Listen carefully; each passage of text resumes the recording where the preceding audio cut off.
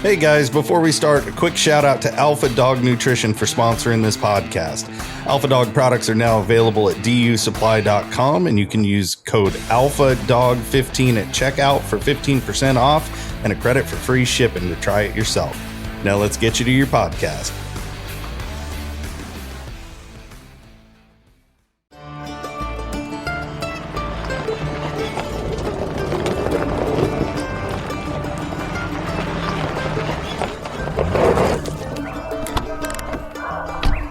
Where's Fielder? He's gone to the dogs. Once in a lifetime dog, you can say, that they felt like that was, as good as they ever had. And, that breed of dogs is just, they stood the test of time. So far we can say we've been talking about them since the mid 90s. That was when, old Zeb was around, and now we're in 2025 and, still can talk about them because there's still a strong wipeout dog out there winning every night, it seems like, in the hunts. Well, that's for sure. They've certainly made their mark. Folks, the voice you hear this evening or morning, whatever time you happen to be listening, is that of Billy Bell. No stranger to the world of competition hunting, a guy that's left pretty deep steps in those swamps and creek bottoms of our sport over the years. And I'm so happy to have you on the podcast, Billy. We were just talking a little bit there for our listeners to catch them up about you being on a podcast before, on the Coon Hunting University podcast with Eddie Simmons and Tyler Duncan. And you were kind of the guy that convinced Barry Kitty and Mike Ferguson to come on and talk about those amazing wipeout dogs. But Billy, it's great to have you on the show. I know that you were very busy. In fact, when I reached out to you, you said, well, once you got the World Hunt behind you, you might have a little time, and I'm sure thankful that you found a little bit of time here to talk with us. You were mentioning there before I pushed the red button that you were trying to remember when we met. Do you remember when that was, Billy? When did you go to work for PPC? I went to work. By my recollection, I met you and your brother Avery at probably at either the National Championship in Florida. That was my first hunt that I worked for PKC, and that was June of 1998. Mm-hmm. And then, of course, all the hunts at Aurora and all. So would it have been that early? Yes, I'd say that was what I was thinking. It would have been in the late 90s because I remember, I guess, had Larry bought it. Yeah, he bought it at the World Hunt, which would have been 97. All right, and I came to work in June of 98. The first hunt I went to was the National Championship, and it was in Florida that year. Yeah, so that's probably the first time we met. Maybe I do remember. Maybe that one, or like you said, it's a roll at tennis. Well, yeah, that was a special place to have a coon hunt. Oh my goodness, wasn't it? I've never traveled all over the country, Billy, as you have, but I've never been to a venue, as we say, like the tennis center. I mean, that atmosphere is just simply amazing, wasn't it? It was very special times for the people that was there, and it was just almost like walking into a family reunion in a lot of ways, because you got to catch up, you got to see people that you hadn't seen in some time, and then to me the coon hunts was that was the big one, the World Hunt. Sure. And, there was a lot of open event hunts. You had, your few pro hunts a year, But to me, that World Hunt, I think, was the big one. You know, it was our Super Bowl. Oh, it was for sure. And you know, you got, like I say, it was it's a perfect place around Western Kentucky to host a coon hunt. I mean, they had great coon hunting, and I think still to this day got, you know, really good coon hunting around that area. You had a lot of places to go out from. Oh yeah. I was excited to hear that I think Steve Yan or a few of them had going to try to get the Nationals. I had heard it was going to Aurora. And going to be in October. So man, that sounds good. I'm looking forward to that one. I'm going to make that one. I promise you. A chance to go back to the Tennis Center for a hunt would be just amazing to me. It really would. Well, do you remember hunting with me one night at the Super Stakes? I do. I do remember me and you, John. We didn't have a great hunt. The coons weren't cooperating very much. In fact, I think that same year I drew your brother. I don't know if it was the earlier. Were we in a late round or was it the early round cast? Do you remember? Steve, I can't remember. But me and Avery both helped. Out of you know, Camden there. Well, yes, that's right. They used to satellite clubs out of Camden, and me and him both would guide casts out of that club. Then they started moving it on down there closer to us at the interstate, and we would guide. Well, that's where we met there at that truck stop right on the interstate. What's that? Yep. What's that fella? That colorful guy that was there at the Jerry McAfee. Jerry McAfee. Mm-hmm. Is he still living? Yeah, he's right here. He lives on my farm, actually. Oh, well, awesome. Yeah, I get to see him pretty regularly. Well, that's great. That's great. He's been like him and my dad was good friends years ago, and Jerry had moved off, worked all over, and actually lived up in Kentucky. And he got to know Roy Tramble. Used to go hunting with Roy, Jimmy Guess, and lived in that area up there where they was. And when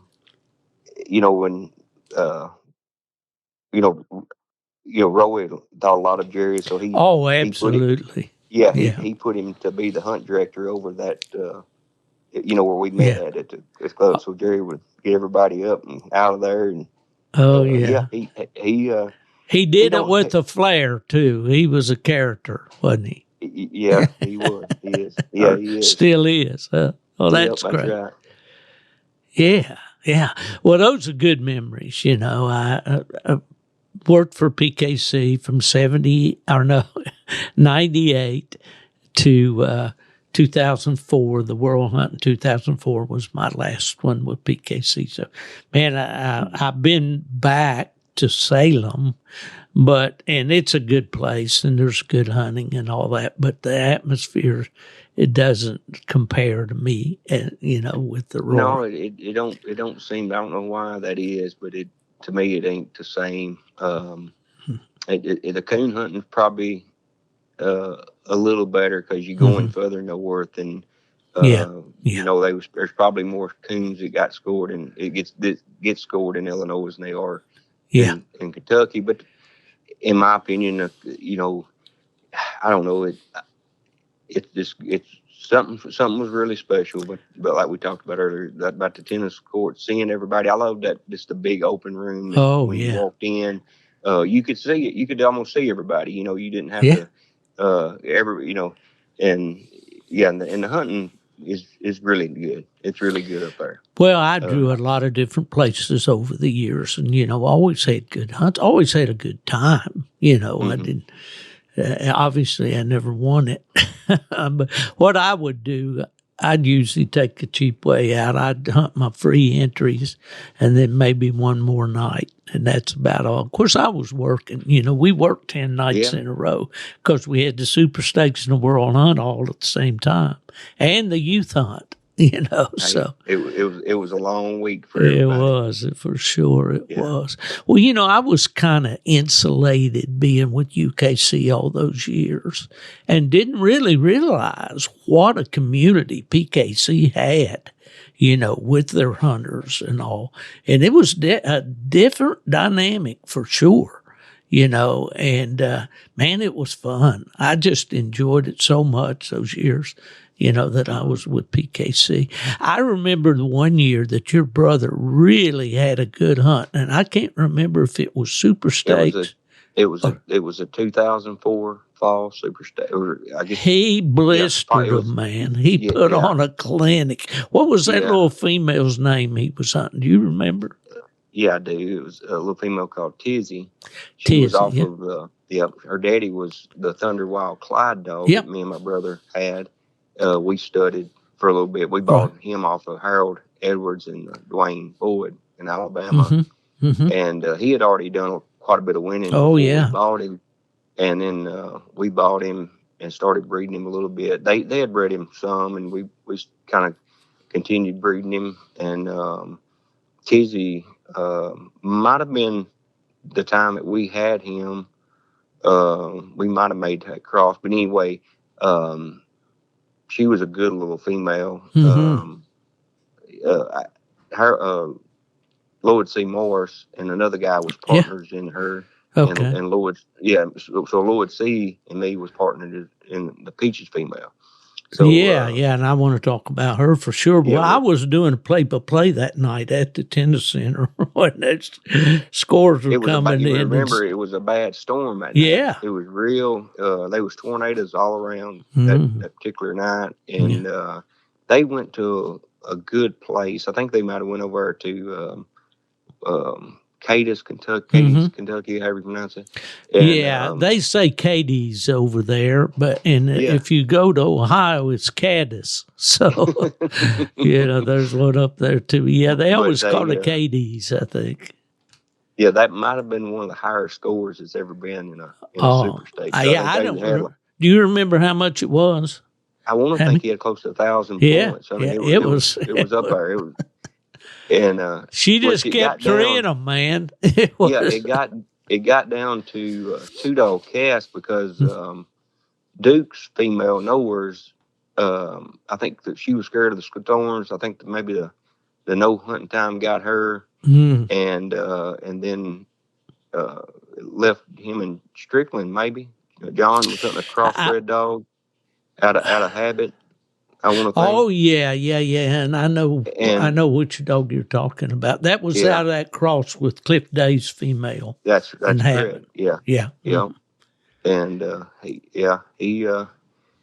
he done good. It was at the time probably the bigger major hunt my brother had won. He'd been in a lot of hunts before, but that was anytime you can win a Super Stake, that's a big accomplishment. Well, Avery's always smiling. But I never saw anybody smile any bigger than he was that night when he came in.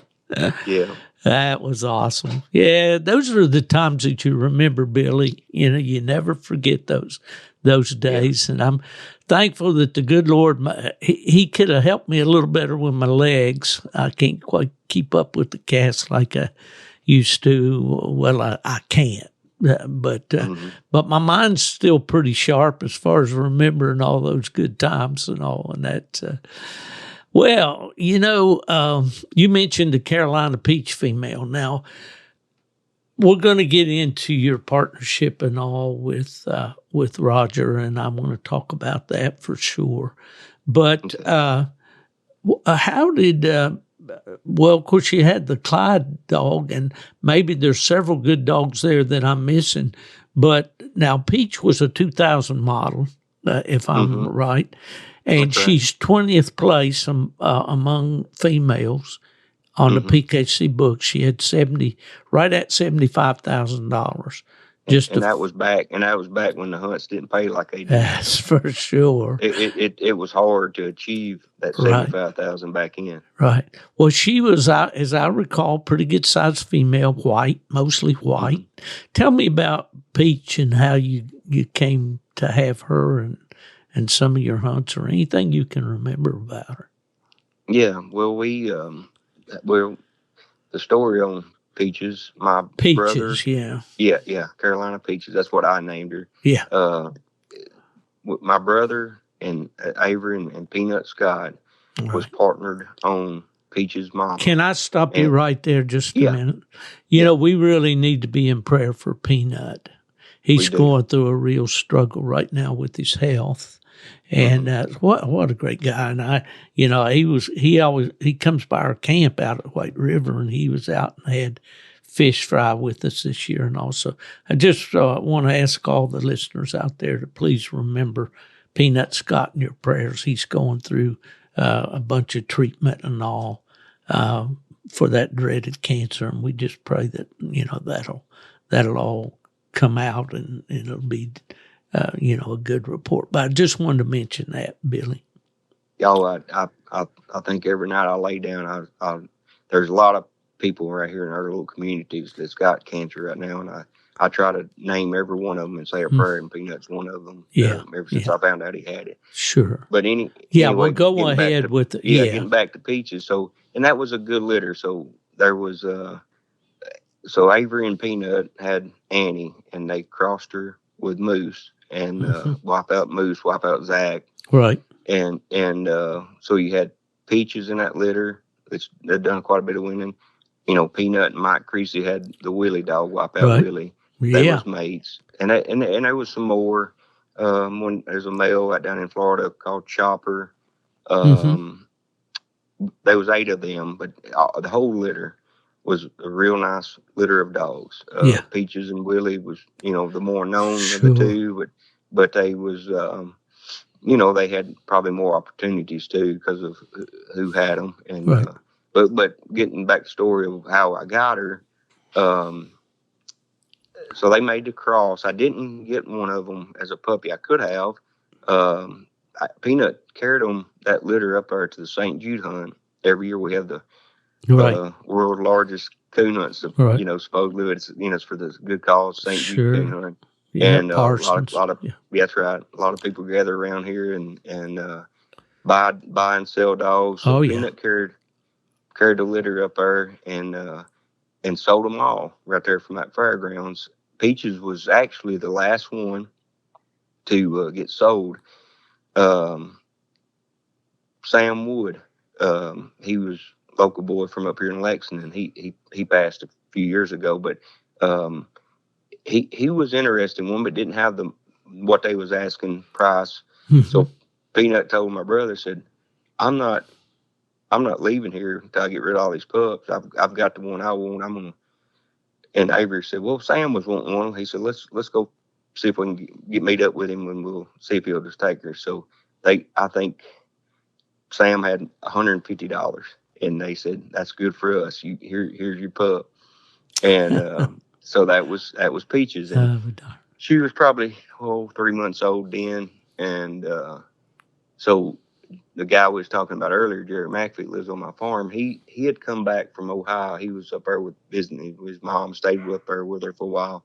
But he come back here and was renting a trailer out here for my mom and dad at the time, and getting back into hunting, wanted to find a young dog. So Avery had told him about a male that he had give Sam, that Sam would probably sell him or give him or whatever. So me and him got in a truck one day and drove up here at Lexington, and Sam was living at the time back with his mom and dad, and his dad used to coon hunt, handle dogs for my dad. His name was Billy Wood.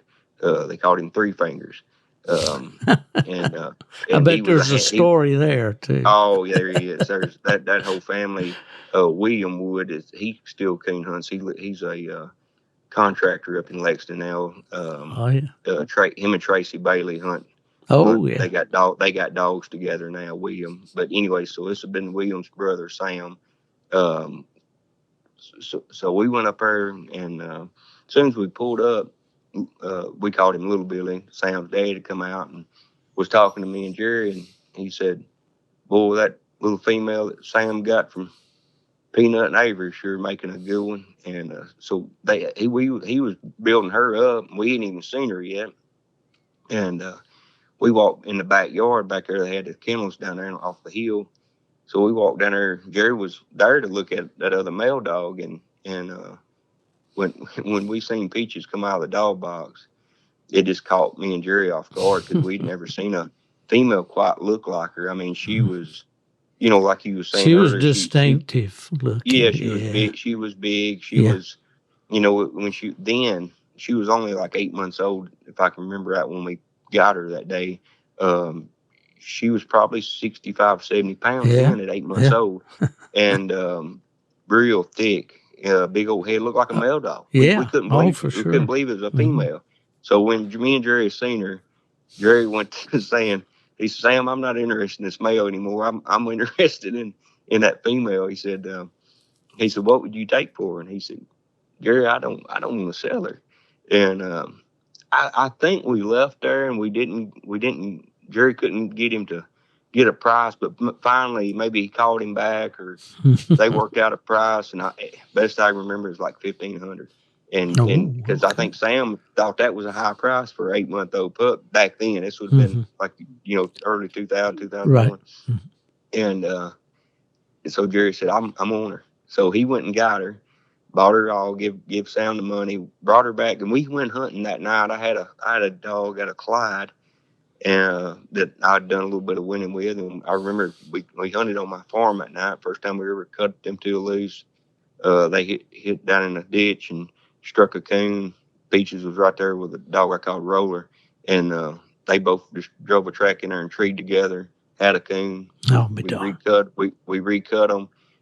She followed him right down the ditch again. They treed another one down there. I think we treed two and real quick. And I'd seen enough right then to know he had a good buy for what she was. And for sure. Anyway, so he was Jerry was going back up north back with his mama, and he asked me, he said, "Do you want to buy in on her?" Or, he said, "If you help me pay your mom and dad rent, I'll just give you half a Peaches." I said, "Deal, we'll do that." So I got her. This went to hunting her. I remember really what set her doing better. Me and Scott Engel left. I met him in Indianapolis, Indiana. It would have been right after the World Hunt that year, because he was hunting Bellarine, got in the Final Four that year. Mm-hmm. And that was the year Stone won it, I believe. Mm-hmm, that's correct. Yep, because I was out on the cast the night he was hunting in. Yeah. Yeah, and we met in Indianapolis. We went on up and hunted with Russell Beller. We stayed at Russell's place, but we actually hunted with Brian Whitted and him. And we killed, I think in 3 nights, we killed like 30-something coons. And she had started, really progressing after I come back from there. Because she was treeing coons, but not like, I think that some 3 nights had done so much to her. And she was a natural, Steve. I said this, me and Jerry, I guess, done some training. It just pretty much carried her. We didn't have to do a whole lot to her. She was one of them that just had a God gift. He touched one of them. She was special. Yeah. We knew it from day one. From when we got her, really. You said that the first night you took her, she was on 2 with the older dog. Yeah, she just was. I'm gonna say this: she was probably as good of 9, 10 months old pup as I'd ever seen at that time. Because when the ability come, it come. It's like she went from a puppy one night to an old dog the next. I mean, it was that quick. You gotta love it. And and so, $75,000 later, she made her mark on. Oh, definitely down here. Yeah, and and I bred her 3 times. She had 3. Didn't get big litters. She was a great coon dog, but she wasn't a good mama. I think this and that she looked like a male and act like a male. So I just think she just wasn't the hormones might not have been there. Yeah, she wasn't like a normal female that. So I bred her first to wipe out Coy. She had 5 puppies that lived, and all 5 of them made really, really nice dogs.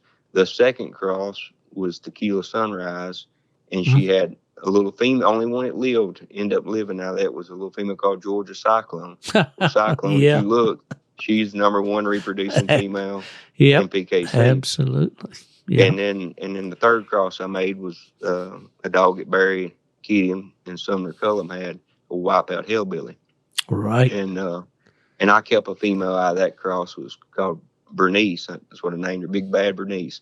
And I actually got a female out here now at my house. My oldest daughter, we bred Bernice to threesome, and had a female called B, and I called her B3. And I bred her to a local dog up here, a Bobby Brown owned, and his name was Late Night Trip. He was directly off a track man, and I got a little female right here now off that litter. She's 4 now, and I ain't hunted her like I should. As far as since I've been hunting dogs for Mr. Shable, I kind of didn't put as much time in on her as I should have. But he was paying me. Was this the dog you called Rachel? No. That was one that Roger had bought. Oh, from, okay. Yeah. But no, this Peaches female, that's the only thing I got left. It goes back to Peaches. I see. Well, now, did you win the St. Jude hunt with her? Yes, I did. Yeah, I think I was there when you won it. I won it 3 years in a row. Oh, okay.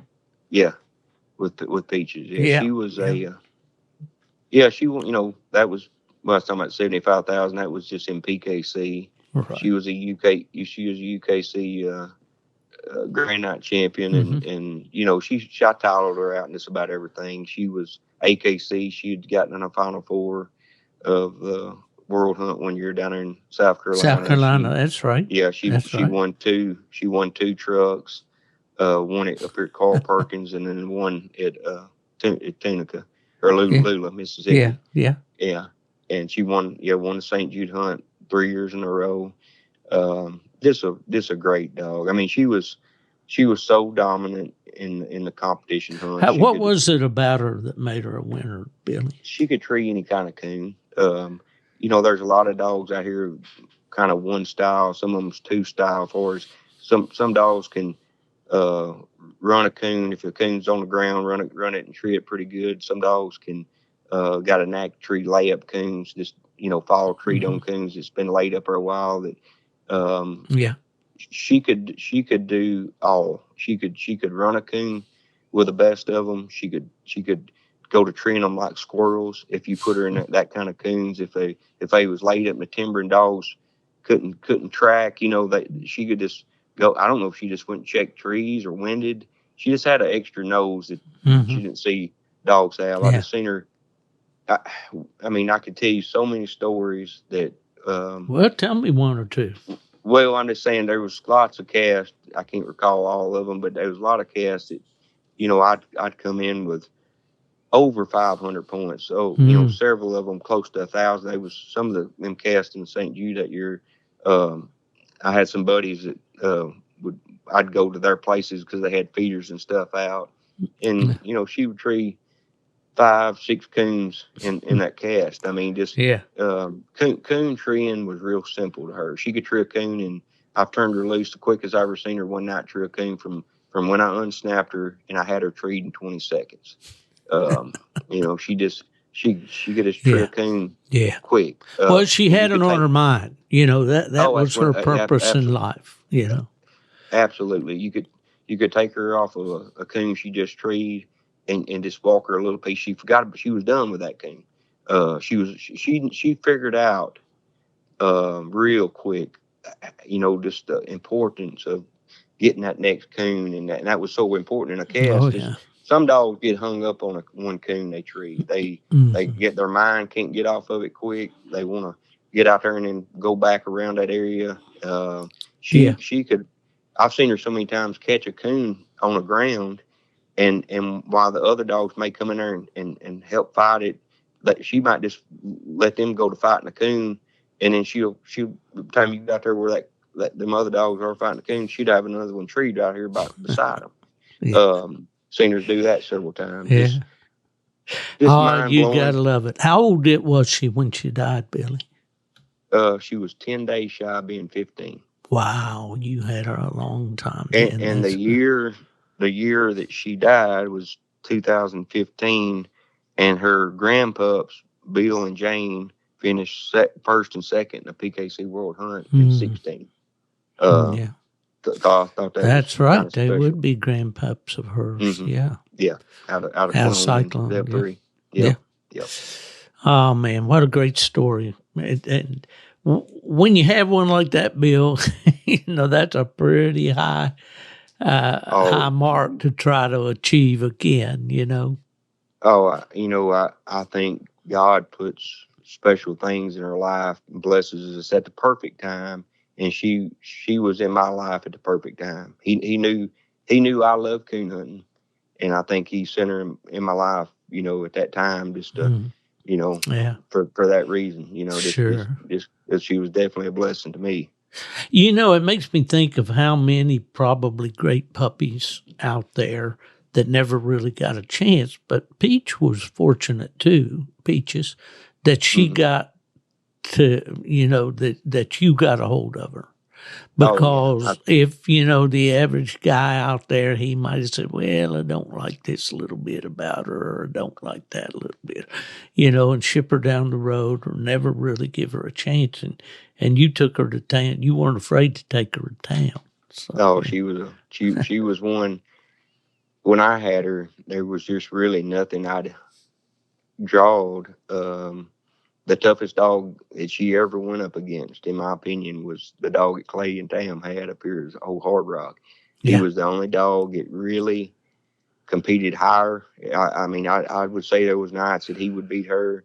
She beat him maybe a night or two, but it wasn't much. They was coon for coon most time.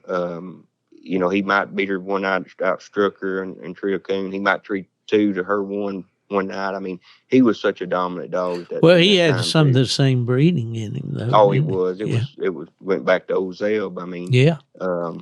He was phenomenal. Yeah, family of dogs for sure.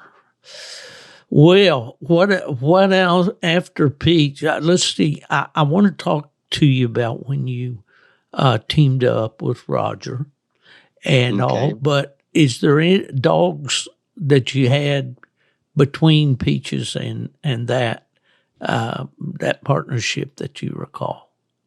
Well, I had a daughter to Peaches, that Bernice female, right? And at that time, I had just got married. I got married in 2011. And you did very well, young man. I see the Facebook pages and stuff. Yeah. Yep. And that's great. Yep, she's a special woman. It takes a special woman to stay with a coon hunter. Well, her name is Stephanie. That's right. And she'd get on to me if I didn't say her name.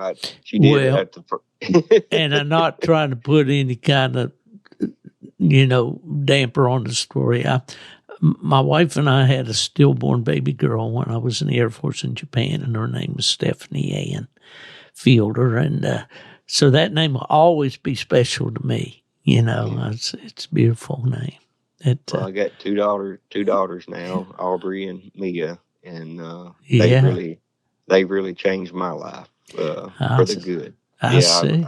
Now you've moved to Nashville then. No, that's on her Facebook. My wife got from Nashville. She used to live in Nashville. Her and her sister moved up there. She went to Murfreesboro and got a photography degree and stayed in that area, just building her name. She does food photography, and So, I wanted to talk to you about all of that too, but I'm kind of jumping ahead. But I'm definitely glad that you mentioned Stephanie and all. But anyway, when I saw Nashville there, I see, my dad's was from Dixon, and I've got a lot of family around there and all. But so actually, then, when did you Let's go right. First of all, we say that, Roger Shabel, I think everybody in the coon hunting world knew Roger. I met him in 1984 when he won the Purina Award with the Redbone dog, Hunter's Famous Amos. And we gave him the award, had the banquet and everything in a hotel there in Nashville. They had that picture. They had that picture, Steve, at his funeral. Did they picture really? of you and Roger. Yeah, that was up there on the behind the family at the service. Well, I'm honored by that for sure. What a great guy! And Roger Gibson was his handler at that time. Yeah, and I still talk to Roger occasionally. He's a good friend of my buddy Nubbin Moore. He lives down there in Alabama, and so we drive through there going to White River. Sometimes we call Roger and talk to him. But Roger Shabel owned the Pepsi distributorship or whatever. I don't know what you'd call it there in Decatur, right? Pepsi bottling company. Yeah. Mm-hmm. They own two. They own two plants. They got one at Decatur, and they got one at Coleman. And now he was originally from Coleman, I believe, wasn't he? That's right. His Roger's family, a lot of them still live in Coleman. I see. But he met his wife, and I think they moved to Decatur and had 4 children. And his main plant now is at Decatur. I got you. And, how old was Roger when he passed? Do you remember? He was 73. He would have been if he'd have made it this next month, April the 16th, I think is his birthday, and he would have been 74. He's almost 74. Yeah. Cancer, was it, or do you have heart problems? He had a I knew when we we'll go back. You was going to ask me how I got with him. So yeah. Let's do that. Absolutely. Yeah, I'll go back. Yes. And I was talking about Bernice. So I had this Bernice female out of Peaches. Yeah. And I'd hunted her one a little bit, but I worked at a utility job then and couldn't go to a lot of the bigger hunts. But I just went to what I could. Gary Elliott, he was a friend of my dad's and me. I went down and hunted with Gary, me and my dad. And he every year, we was talking about the St. Jude hunt. Gary would come to it, and he had left maybe the Spring Super Stakes. I can't remember. The Spring Super Stakes and the St. Jude usually fall around close to the same weekend. Mm-hmm. So he went and Roger had bought her this little female called Cash Flow. And in 2014, that spring they bought her around. I'm thinking April because Gary come here, and he said he was going to partner up with Roger on her, and I put a bug in his ear that was been in April. So I said, I ain't got nothing, Gary, for the fall Super Stakes, and I knew she had won the junior division that year. That year before, and I said, if y'all want me to handle her up there, I'd be honored to. If you're looking for somebody to. So he called me in August, Gary did, and said I hadn't met Roger yet, but he said we've been talking, we want you to handle her. I said, okay, Gary. So he brought her to me. I kept her, from then till the Super Stakes been in September, middle of September. Yeah. And I can remember it was real dry up there that year. And, man, she just looked so good that week. Was that up there in Indiana at Sullivan? In Salem. Salem? In Salem. Okay. Mm-hmm. The spring would have been in Indiana. Yeah, that's right. This would have been the fall. Anyway, so I won it that year. That was her senior year. So I won the fall Super Stakes that year in 14 with Cash Flow. And so that kind of made her a 2-time Super Stakes champion. She'd won it as her junior year and then kind of won it back to back. So that was pretty special. Yeah, for sure. But anyway, so that got me tied up, with them. I was, hunting for Gary, and then Roger started. Right after that, Roger really got to calling me, And I finally met him in October of that year at the World Hunt, because they wanted me, since I'd done so good in the Super Stakes, they said, go carry back down there and see what you can do at the World. And we made a pretty good deep run that year. I think I won 3 casts, got beat in the late round by David Dial, getting in the top 6, I think. And so, that is deep. So anyway, done good with her. And when Roger had bought a little female from Mike Carroll called Paint, Slow Talking Paint, and Yeah, and so I remember that too. Yeah, and Roger wanted me to get her, started hunting her for him, and I've done pretty good with her. I won, I don't know, 40, 50,000 in PKC with her, and we just kind of, that was in 14, from 14 to till he died a few weeks ago. That we'd had a close relationship. I'd probably talk to him as much more than my wife. He'd call me, seems like we might talk 10 times a day sometimes during that 10 years, 11 years. Yeah. Well, I can identify. I'm definitely going to miss him. Oh, for sure. The sport. Yeah, he was so good for the sport because he invested a lot into the sport. He was a huge player for so long. Oh, yeah.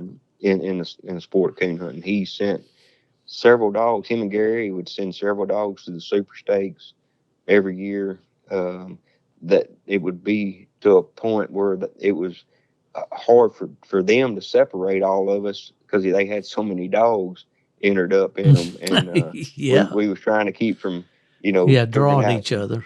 Bracketing it up. So you satellite it out. We was trying to figure out if 2 or 3 of his dogs went early, are they going to draw late? So that was always a job for PKC and the guys that try to separate us out. But they were glad to have the money. They work it out. Oh, yeah. Right. Well, let's look at some of these dogs right here, and then we'll break them down and go back to and let you tell me a little bit about them. Of course, everybody knows Speed Shifter, the wicked Speed Shifter. Who named that dog? Tony Smith. Tony comes up with his kennel, the Wicked. Yeah. He had the Wicked Vapor. Yeah. And Roger was partnered on that dog. Oh, okay. Yeah. And that was a good English dog. Yes. Sir. And Tony told me when he had Vapor, he said, the only reason you got Shifter is I had Vapor. And I said, I believe it. I mean, actually, Alvis Kaufman hunted dogs for Alvis well. Yeah, he hunted dogs for Roger. He had went up there and started going with Tony some, because they didn't live too far apart, and he had been hearing good things about Shifter, and so he went up there and called Roger, said, "Hey Roger, Tony's got a nice young male here that's really nice." And so him and which they was partners on Vapor, so it was easy for Roger to call him and said, "Hey Tony, what do you want for Shifter?"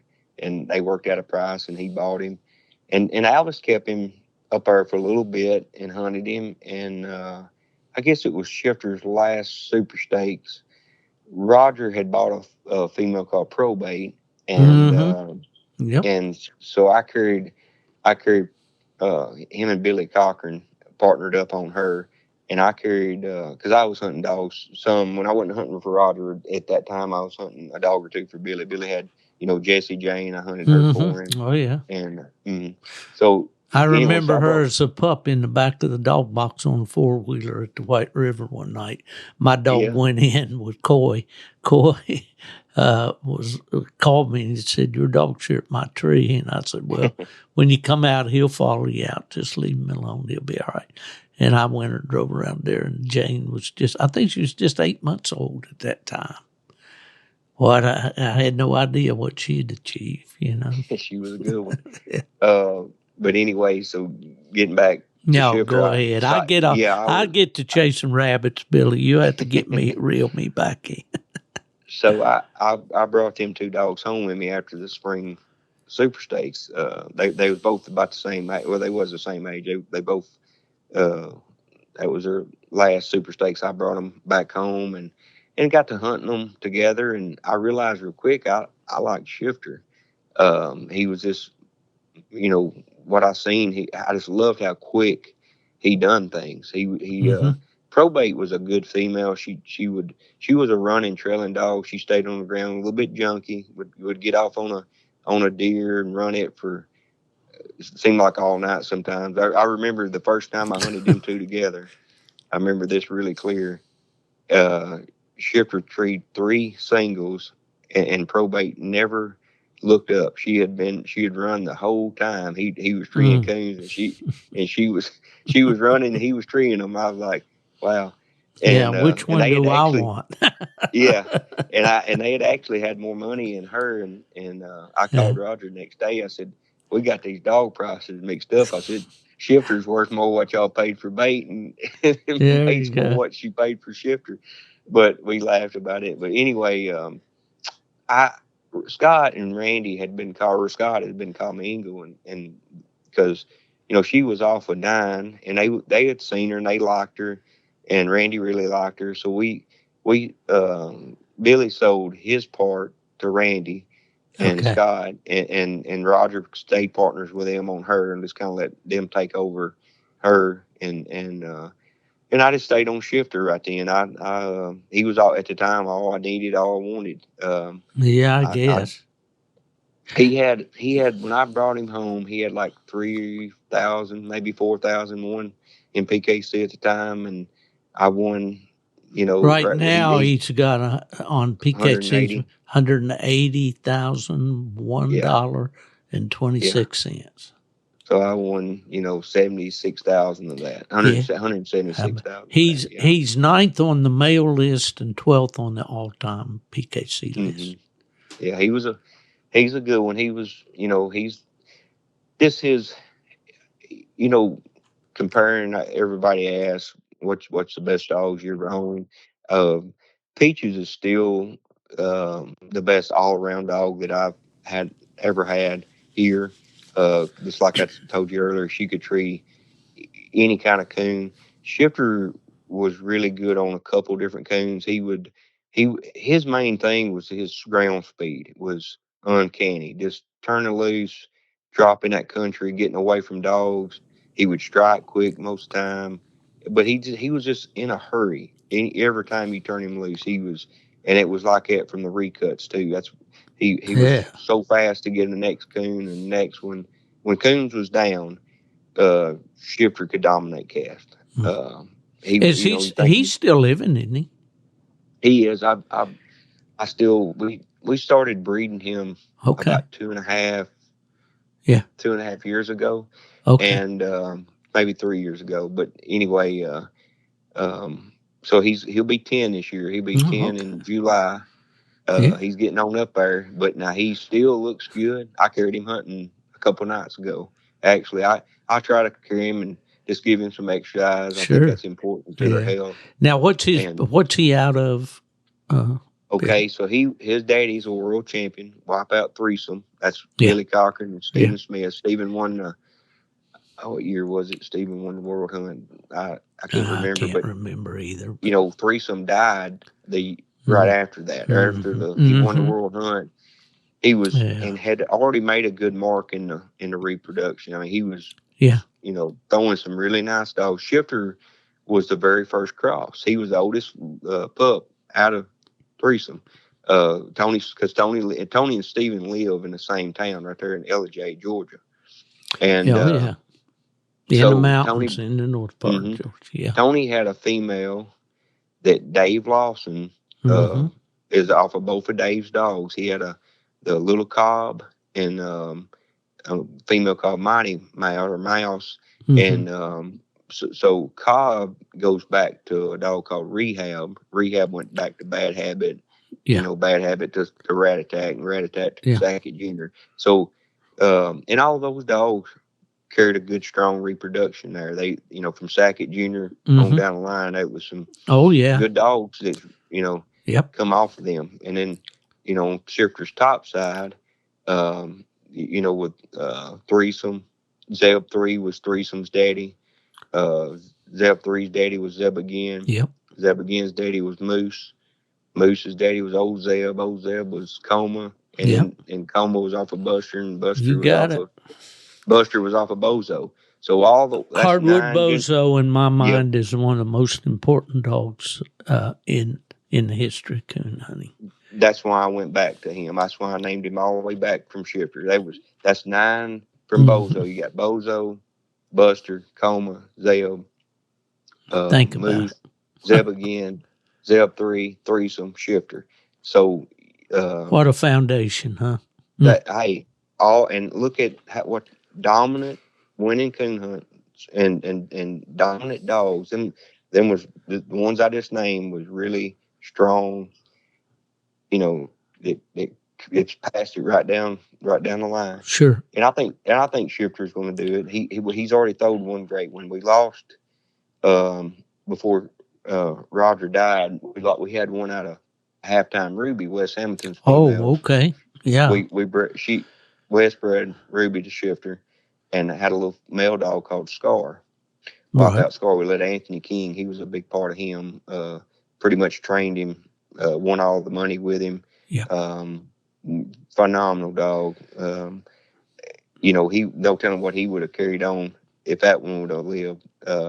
There was a dog special. named Scar over in Virginia that won the World Hunt one year way back there, and I know every time I see that Scar dog's name, I think of that dog. But,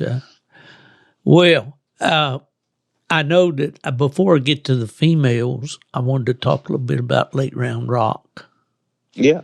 He's 13th on the male list and 19th all time with 137, 554. You did some winning with Rock. Yeah, I still got him here. Do you? Yeah, I still got him here. Alabama State Championship. I remember that one. Yeah, that was just a month or so ago. Yeah. And he got in the senior showdown. I got my pro hound yesterday, and I was on the cover of it as the. I didn't get mine yet. One of 4. Yeah, well, it was one of 4. We split. Yeah. I think the pup shootout split too. And anytime you can put $9,000 in your pocket, that ain't a bad payout. It's not a bad day, is it? Yeah, I've seen the time $9. It look good. No, I'm telling you. Yeah, Rock is he's a good one. He was off of Overdrive. Roger and Bill Stokes had him. And Overdrive was a good coon dog. Paul Miller raised Rock. He had the mama, I think her name was Star. And so Paul had they made that cross twice. Paul bred the first time to Overdrive, and that was there was a dog that Stokes had called Mo, I think Mo Money or something like that. Bill Stokes. And, Bill Stokes, and so Rocks was the second litter out of that. They made that cross twice, and there was several in that second litter done really good. Rock, we got actually Roger owns another one that was a mate to Rock called Hot Wire, and I bred her actually a Shifter, and there's a bunch of good pups coming out of that cross. Good. But anyway, getting back to Rock, he was I'd heard about him when he was young. We tried to buy him when he was young. Roger wanted to buy him. Some guys in Arkansas had him, and we offered him a good chunk of money, but they didn't. They wanted a little bit more, and at the time I had Shifter, and I wasn't really, I wasn't pushing it, but if I knew what I know now, I'd have had. I don't know how. I might have had more money on Rock, or might have had. You just never know. If we'd bought Rock, then I would have. It'd have been a tough one to hunt. Which one I'd decide. Well, he's a real houndy looking dog. How does he operate? He's just a great dog. He just all around. I'll say this. I think I've said this in some of the other podcasts I've done. I've always been a female guy. My dad was. He'd rather hunt females than males. I prefer a female over a male most every time. Yeah. But I'm smart. I know males usually dominate. It's just, sometimes how God's designed things that they got a, bigger, more muscular, and is Stronger, athletic. more Yeah, yeah, athletic. and sometimes in sports that just seems Sure. to always come ahead. So anyway, getting Rock and Shifter both um, are really rare for male dogs for me because I wouldn't typically not even would want them because of their gender, Yeah. but they don't act like your typical males. Neither one of them two. They're really smart, um, and they're really just good in the kennel in just training, doing things with them. They pick up on things quick. Rock which was, both dogs was really trained before I got. I just kind of kept them conditioned, Mm-hmm. kept them, hunting them and Hunted down. Yeah. keeping them healthy. They're Yeah. now they're both for Shifter will be 10 here in a couple months, and Rock had just turned 8.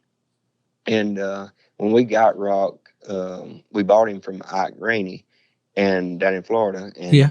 um, My neighbor over here. I yeah. live about an hour and a half maybe from Mike. Yeah. Okay. Yeah. And but anyway, so we got Rock from Ike, and he was 6, and I've had him now for a couple years here at the house, and he's just been a great dog. He's a competition dog. He's a quick strike dog. He just floats around 300 trees coons. He can tree multiple kind of coons. He can tree them. He can just fall treat on them. I've seen him. Most time he'll open and trail a coon, or maybe it's a hot coon on the ground. He runs it up and trees it. But he's just, man, he's just a solid dog. I've always told people in a hunt with him why it's so hard to beat him, because you don't get to strike on him every time. I can almost let him go, and he don't do it in a babbling way. He'll get out there a little piece. Everything else will be quiet, and he'll get to open it. And everybody asked me, he said, what's he opening on, Billy? I said, whatever he opens on, it goes right to a coon. I can't. It But turns into a coon. yeah, it turns into a coon. So when he trees one, them other 3's got to tree 2 to beat him most of the time. And sometimes in a timely hunt, that's hard to do. And then if he trees 2, they got to tree 3. And you know how it goes sometimes. So that's why he carries a strong dominance in the competition game. He's just designed to. Well, at 8 years old, you got a lot of hunts left in him. Well, I can see him starting fatigue a little bit. If you hunt him every night, if there's a 3 or 4 night hunt somewhere, he's gonna get weaker as the week goes. That age is finally. Oh yeah, tell me about catching up with him. But when he's fresh and he feels good, he can still dominate a calf. He is something else when he's on. You just can't hardly beat those dogs. That's I've been blessed with Roger, and he had the passion to love to buy these good dogs, and he listened to me on some of them, and some of them he didn't. Some of them if Roger wanted a dog, he bought it. He had the means to buy it, and he bought it. Yeah. Well, what about Spice Girl? Did you handle her some? I did a little bit. We bought her a couple years ago, and Ryan Crowson had her and was winning. Well, Nathan Guthrie and Dale Kinder owned her, and Ryan handled her in several hunts and was just winning everywhere with her. And she had beat us several times, and Roger finally, Dale had talked to Roger and said, tried to get him to buy him out, and him and Nathan and Roger be partners. And I think Roger had been burnt in a few partnerships at the time, and I can just imagine. rather had, he just wanted to have them all himself. And I remember one night she beat us up in Missouri, Kinder, Missouri. They had a pro classic, and the next day Roger called me. He said, "I think it's time to buy a Spice Girl." I said, we might need to buy her so she'll quit beating us. And so we did. We bought her, and we done good with her. I mean, she was older when we bought her. She was 7, and she just turned 9 in February. But I didn't realize she was that old already. I know she sat. Yeah. And she don't look at Steve. She still looks young. She hadn't really grayed up any. Gets around like a rocket ship in the woods. Yeah. She is no fun to pleasure hunt. She's one of them dogs can get through the country. If they're not moving, she's gonna cover so much ground so quick. She'll get into places where you don't need her to get on people that if you just say you had permission on 10,000 acres, she's one of them. She'll find that 5,000 over there, or the 100. Yeah, 100 acres over there that nobody wants. That's right. Nobody wants a dog on, and she'll get there. Just have you on pins and needles when you're pleasure hunting. Yeah. Well, she's won $250,000. Yeah, she's number 2 on the female list and number 5 all time, I think. She's not real far behind Ruby. I mean, just how these hunts pay out now. She's just, basically 1 or 2 casts away. She almost done it at the $100,000 hunt. Logan Ray was this past one at Clyde won it. The Michael Moody. Moody. Yeah, she was in the top 16. So she, Michael Ward beat him in that cast there with JoJo, but Spice, I think, maybe give it away on a bad tree. She don't do that much, but she either made a bad tree or. Yeah, I think that's what cost her the cast. Because if she had a den, maybe Logan would have won. That way. But it was a. She say that would have probably put her over Ruby there. It depends how she would have done. Yeah, well, they still hunting her some. Yeah, we're actually we still got her. She's after this is what I've been since Roger passed. I've been helping the family start getting rid of a few of Roger's dogs and she's one. Yeah, I can imagine. We'll end up selling. Well, what about the Heartland Bonnie dog that's number 12 on the female list that Roger owned? Well, he was partnered with Zach McBee and Eldon on her. Coric. And and I see. He helped them out on her. That was a good female too. I mean, Zach's done really good with Bonnie. Well, you look there. She's number 12 on the female list, and I remember back in the day. In fact, probably the night I hunted with you, I was hunting a little female out of Stone and Molly. I believe I was.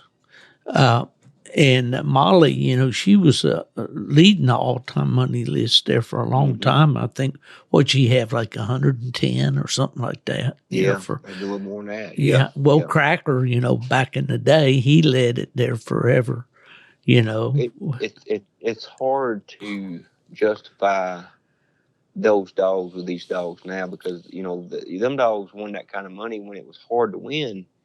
You the biggest... like you had a pro hunt that paid $4,000. They was only like one pro hunt a month back then. Yeah. You had the nationals that paid in the 20s. You had the world hunt that paid in the 20s or 30s. If you won a truck, that was a big accomplishment. But nowadays with the bigger payouts and these $6,500 entries and you got your $100,000 hunts. Dogs have a lot, because they can do it in one weekend, accumulate a lot of money. That's right. It was hard to compare dogs then to dogs now on the winnings. Just like with Peaches, I won 75,000 in her time. It was hard to win. At the time she was just right under Molly. I think. Before she died, Peaches. Yeah, I don't know where Molly is now, but back in the day, Oh, she was on top there. I actually passed Molly with Jane. Okay. And I think that was the first female to pass Molly. How much money did you put on Jane? When I got her, Coy and Mark had won quite a bit, really a whole lot. Mark won the CHKC World Hunt with Jane. That was 40,000 there. That World Hunt paid in that registry. In PKC, I think she had they probably her between Mark and Coy probably won 70, 80,000, and I got her and probably won about that same. Yeah. I think I won, somewhere close to 70, 80,000 with her. What's your lifetime earnings now in PKC, if you don't mind telling me, Bill? I think I went over $500,000 here not long ago, Steve. Amazing? I think that's right. I don't really. I Keep up with that understand. a I whole don't lot. mean to embarrass you. I just think, but it's phenomenal, to think that you could do that coon hunting. That is right. I mean, I'd never thought, if you'd asked me that question 20 years ago, how the hunts paid out then versus now, I just never seen it coming. But when PKC started having these $6,500 hunts and these bigger pro classics, you started, you was able to achieve a big amount in a weekend. Yeah. So that's what's really changed. We used to talk about the guys, winning a pro hunt or something, when you're out there trying to get a pup ticket, running hard all month and make $700-800, Yeah.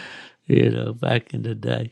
Well, listen, what major wins have you had that kind of stick out in your memory? Your kind of favorite ones do you have? Can you think of? Well, if you go back to Peaches, I guess the winning the truck hunt at Lula, that was a big accomplishment. Oh yeah. The Carl Perkins hunt was right here at the house, and I won it. And done good there.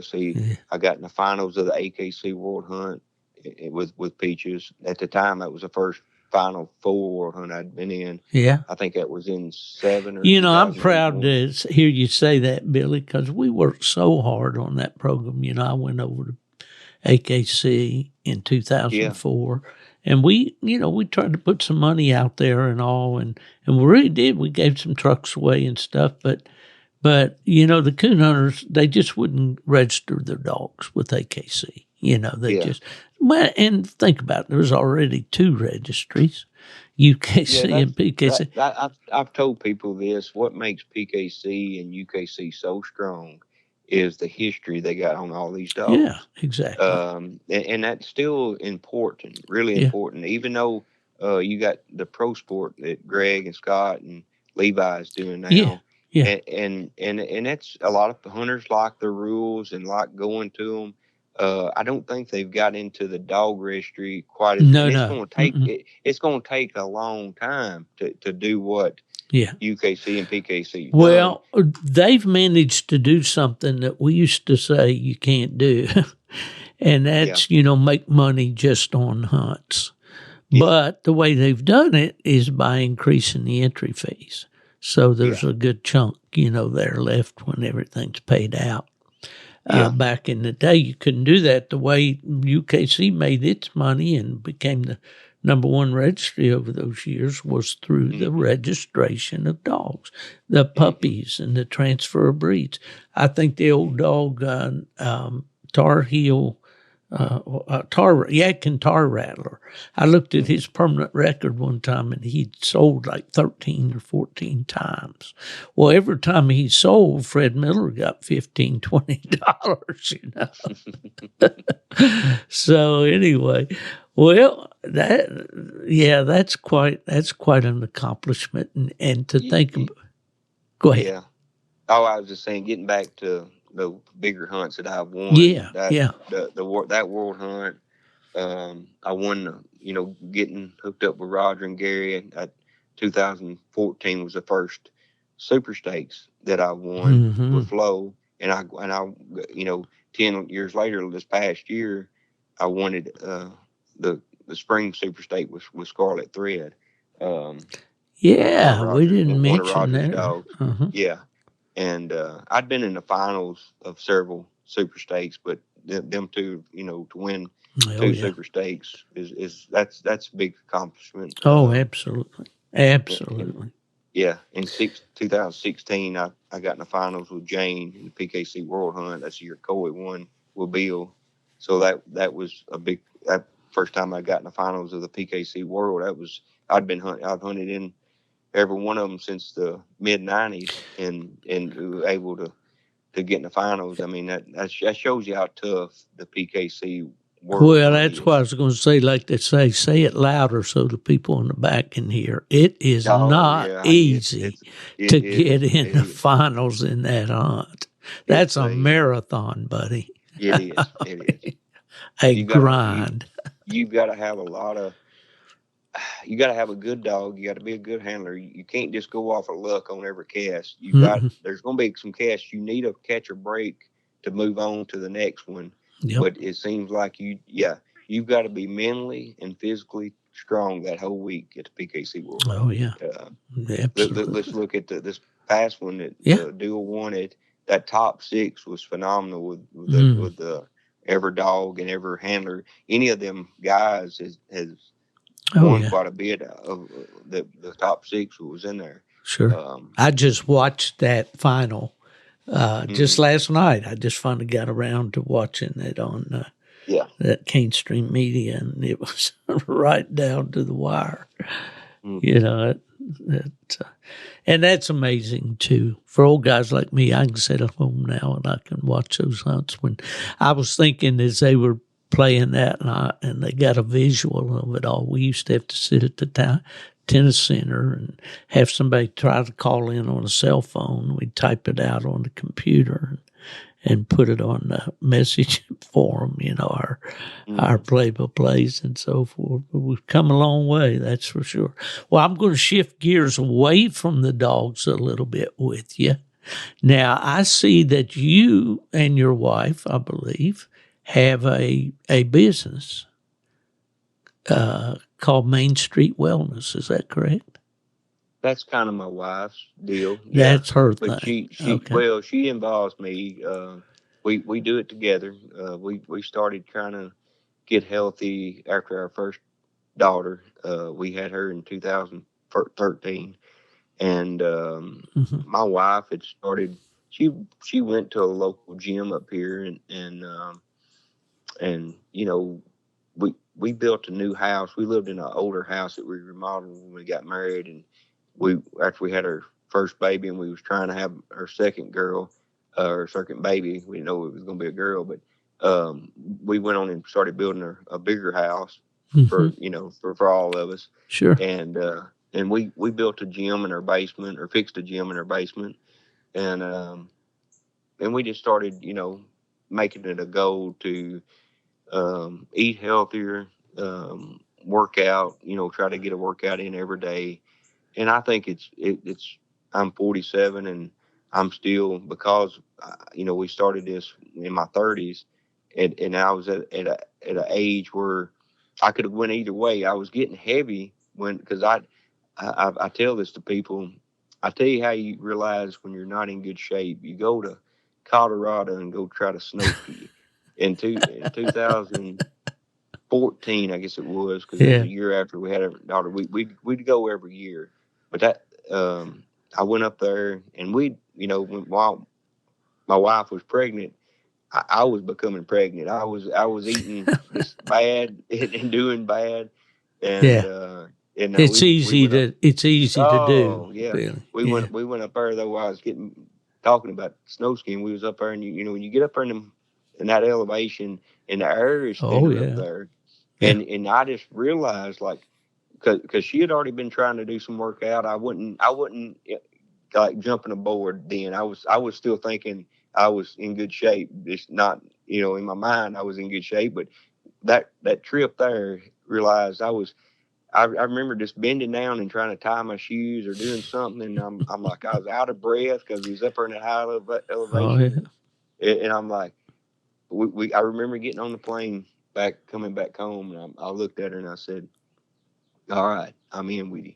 I realized I'm not as fit as I thought I was.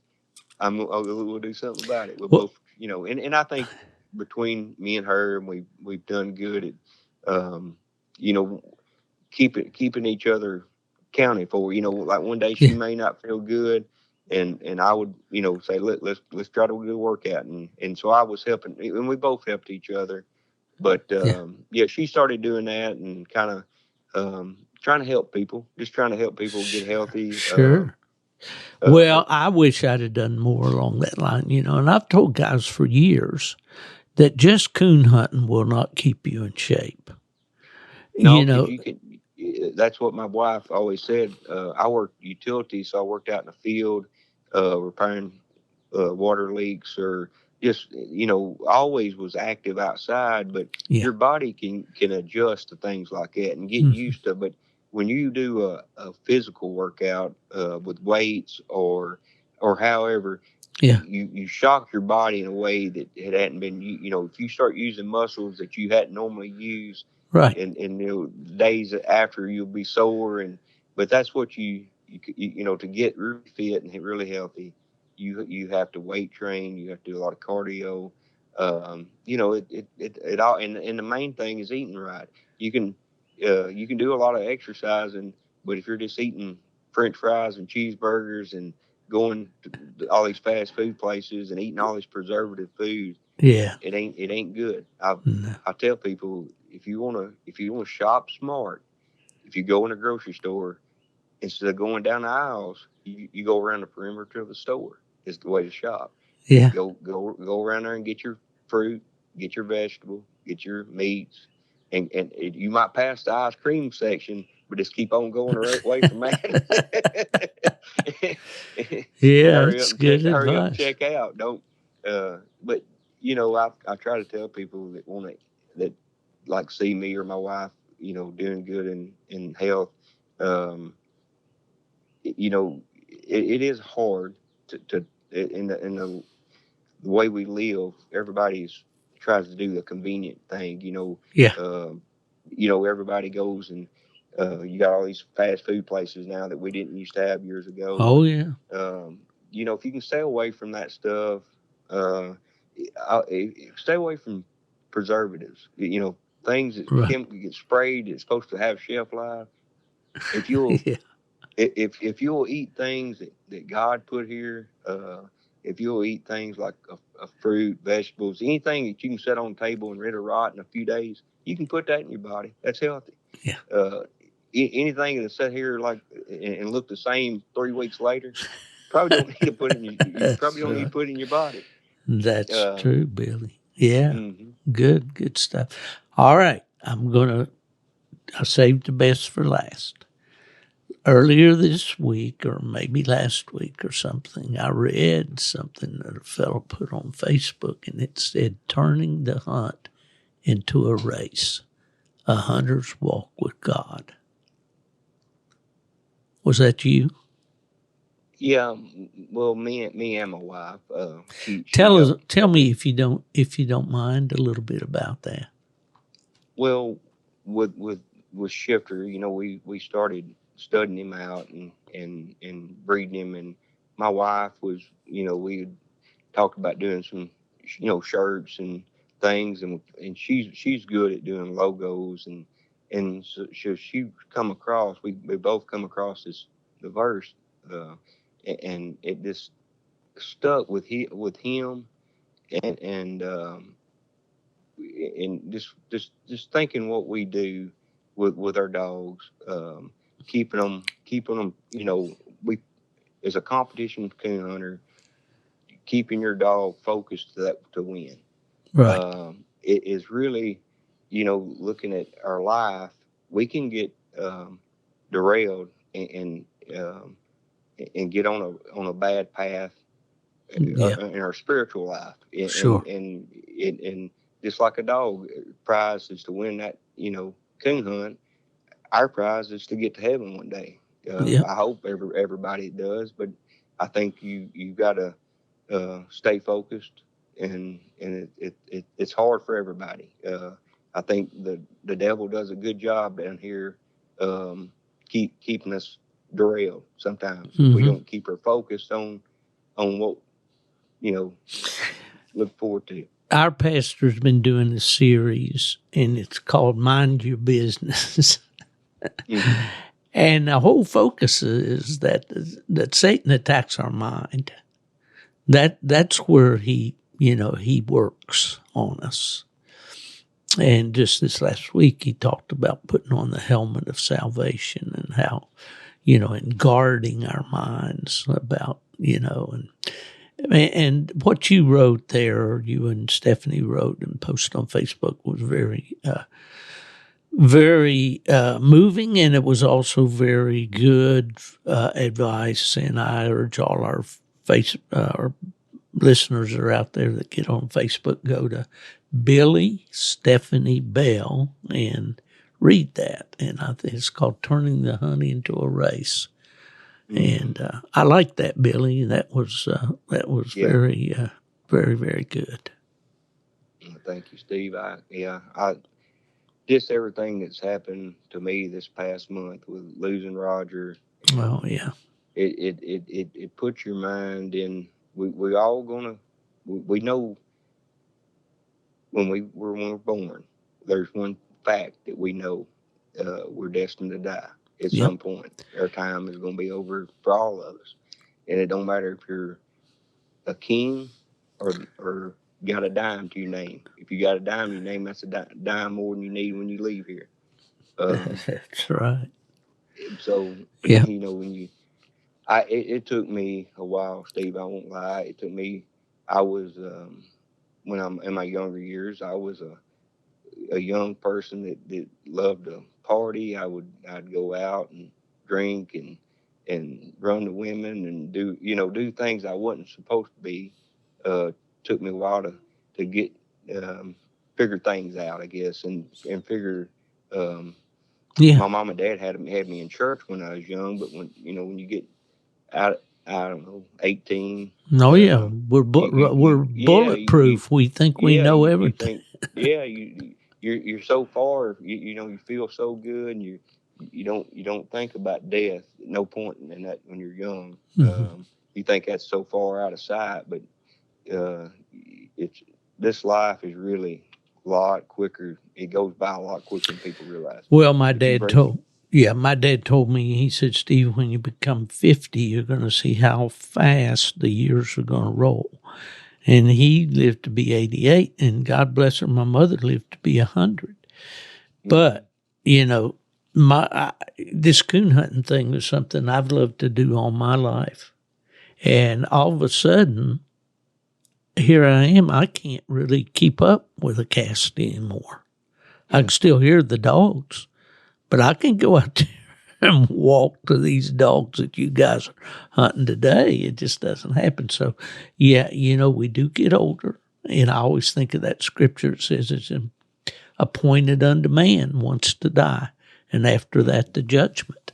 So, I think I'd be remiss on this podcast if I didn't tell all my friends out there, that have been so good to me all over the years. You got to get ready. You got to be ready. Right, Bill?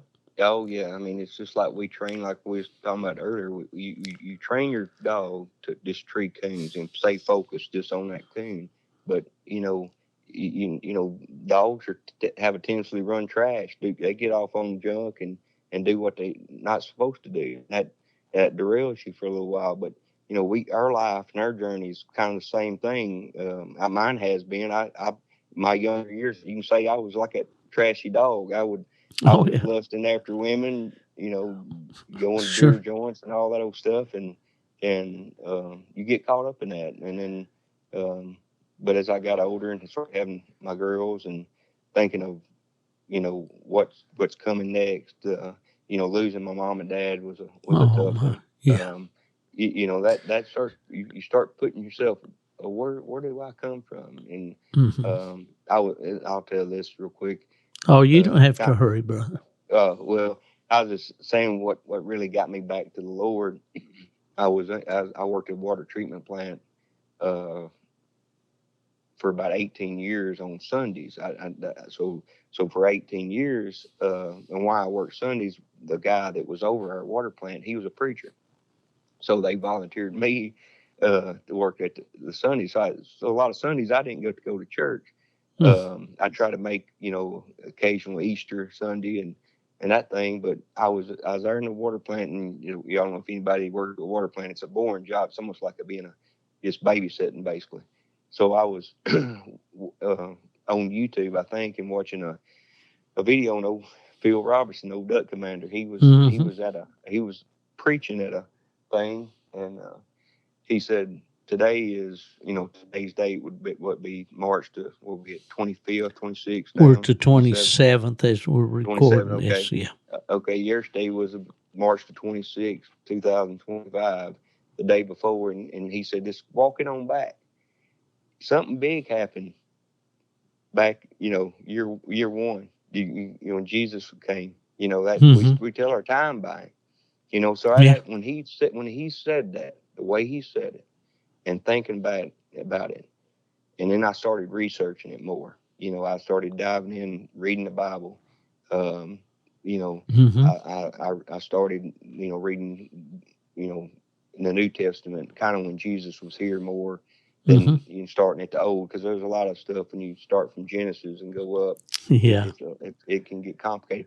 But I just wanted to make my focus on Jesus, just what he done here. Yeah. In the time that he was here, short time, died at 33, but died for all of us. We didn't, we're indebted to him. Because we all come here sinning. Even when there was only two people on earth, Adam and Eve, it's recorded. And then you got Cain and Abel, their sons. That was the first murder that we know about. Yeah, it's recorded in the Bible. Yes, and yes. I've read a lot of books. Yeah. I've read a lot of books, Steve, that humans have wrote, but there's nothing like the Bible. In my opinion, there's nothing that I've ever read. It's a living document. They talk about our Constitution being a living document and changing and all, but the Bible does not change. He says same yesterday, today, and forever. Well, Billy, I'm just so encouraged by the fact that, I talk to people all the time about their faith and all, and I was always a little self-conscious about in my writings and when I talked to the crowds at the hunts and all those years that I worked, because I didn't want people to think I was preaching at them, But in reality, God kind of dealt with me a little bit on that. And he said, I know that the word says, if we'll be ashamed of him, he's going to be ashamed of us. He's not going to know us, when the time comes.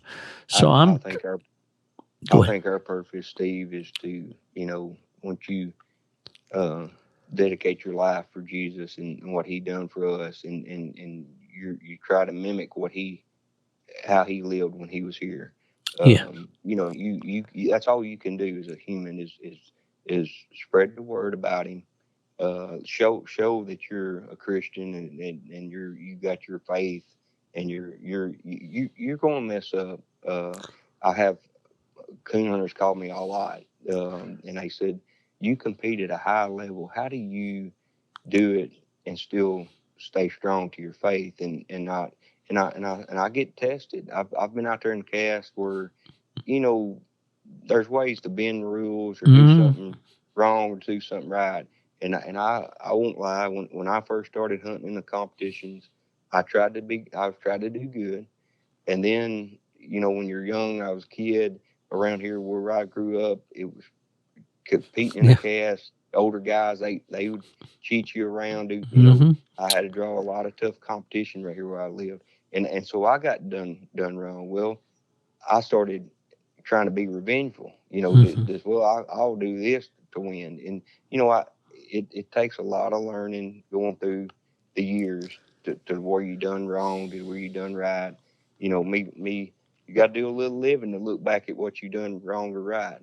And I started, doing bad in the cast, cheating or doing whatever I could to try to win. I thought I had to win. But then after me getting saved again and getting my life back in focus, you're going to get tested out there if you're competing at a high level. But the main thing is, don't worry about earthly things here. Set yourself up for what's laying ahead of us. Don't jeopardize your your future for a your few eternity minutes here. life. Yeah. Yeah, Yeah. over just Sure. what we got here, because what we Yeah. got here, we ain't gonna take it with It's us. temporary, and the Yeah, old that's joke. right. It's an old joke, but you don't see a hearse with a U-Haul trailer on it. Yeah, yeah. But So, and that is, as you get older, Billy, that'll become even more real to you yeah, as you get my age, because I know if I get 8 more years, 10 more years is what my dad lived. Now, 10 years is not a long time, hey, you know. when you get our age now, when your age, Steve. But well, this was funny story that we're getting back to talking about old McAfee. Yeah, He'll be 84 if he makes it to August the 17th. That's his birthday. He'll be 84. yeah. And he told me when he was in his 60s, he said, Billy, a year will go by like going down the road and passing a light pole, and you go to that next one. He said, a year, when you get in your 60s, a year will go by that quick. He says, about like going down the road passing a light pole. He's about right, too. He is So I about laughed. right. Yeah, yeah. Yeah. So, Well, Billy, it's been a real pleasure to talk to you. I know you're busy. You got a family there and 3 women, man, in the house. How do you cope with all that, man? It'll get more interesting as those girls yes, get I older. was gonna say my oldest one is about to be 12, and my Oh youngest boy, one's 7, and yeah, it's very challenging. I'm sure. I tell my oldest one, I stay pretty calm and pretty laid back. Anybody that knows me, I've always been Yes, calm. But indeed. Yeah. my oldest daughter can test me more than any human on earth. I tell her, I said, I can feel the devil getting to me sometimes where I want, That old but saying, I think it was Bill Cosby or something, said, I brought you in this yeah, world and I'll take you out. yeah. Yeah, well, I hope So to meet your lovely wife someday and your girls and all, and certainly wish you the best. I'll be watching you pop up there in those Final Fours and stuff.